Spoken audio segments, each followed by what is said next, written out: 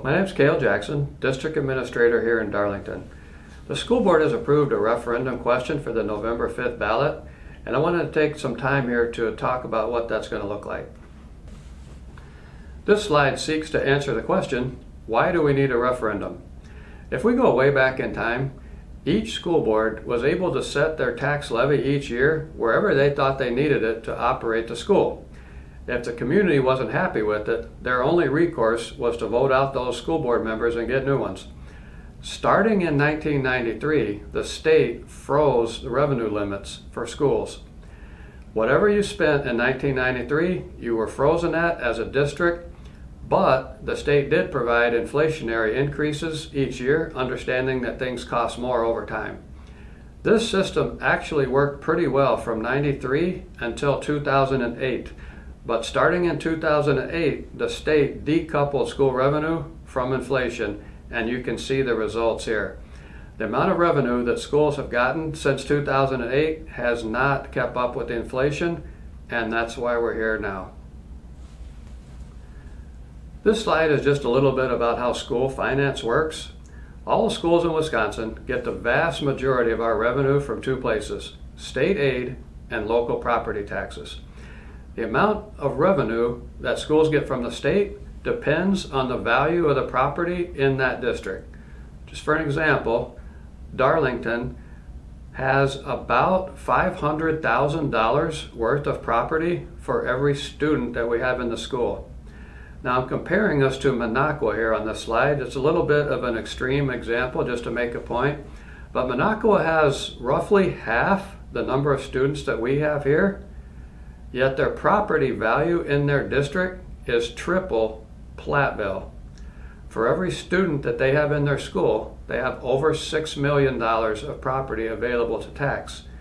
So they get 0% of their revenue from the state. Darlington, being relatively property poor, gets 2/3 of our revenue from the state. This makes a big difference when we're asking for an operational referendum. This slide, which I got from wispolicyforum.org, shows per pupil spending for the districts in this area. Even with the operational referendum in place, Darlington is the lowest per pupil spending district around here. This slide shows the amount that will be requested on the referendum question, $1.9 million per year for 5 years. This is the same amount and the same time period that was approved on the previous referendum question that's in place now. Nothing is changing. Obviously, in the current economic environment, the board thought it was important to structure this referendum in a way that would continue the decreasing mill rate. With so much of our revenue coming from the state, keeping the referendum amount flat will almost certainly result in a decreasing tax rate over the next 5 years. This next slide is called Key Assumptions. Over the next few slides, I'm going to try to answer the question that everyone's really wondering: what is this going to do to my taxes? So before I do that, I think it's important that I tell you the numbers that I use for inputs to create these projections. Because the truth is, I could make these numbers look just about like anything I wanted to. So I'm projecting we will get $325 per student added to the revenue limit each year. Our enrollment will continue to slowly increase.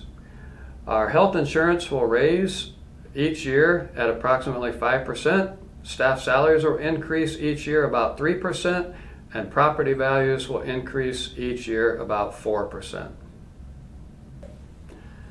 This slide shows the mill rate history in the district over the last 6 years. You can see that it's steadily decreased from 12.4 down to the current 8.38. At this point, people frequently are asking me, what is mill rate? What's the definition of that? Mill rate means tax rate per thousand. Mill means thousand.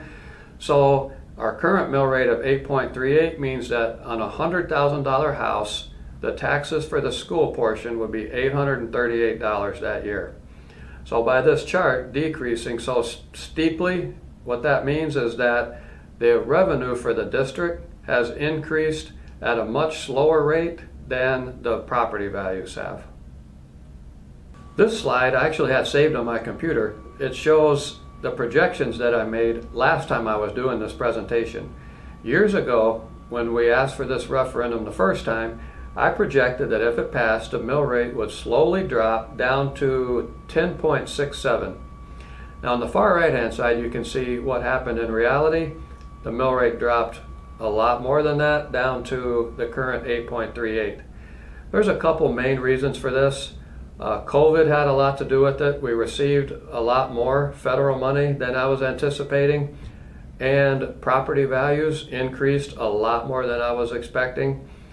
But I feel confident saying that even without those extreme factors, the projections that I had would have been pretty close. Now this last slide shows the mill rate projections for the next 5 years if this passes. And again, I anticipate that the mill rate will slowly continue to decrease over the next 5 years. These numbers on here down to 713 almost certainly are not going to be exactly right, but I do expect a decreasing mill rate trend to continue. The forces that have been in place over the last 5 years causing the mill rate to drop are still there. And I can say almost certainly, if this question passes, the mill rate 5 years from now will be lower than the 8.38 we're currently at. I have to put that word almost in there because you can never know for sure, but almost certainly going to continue to drop. Thank you for your time. Really appreciate you viewing this video, and as always, go Birds.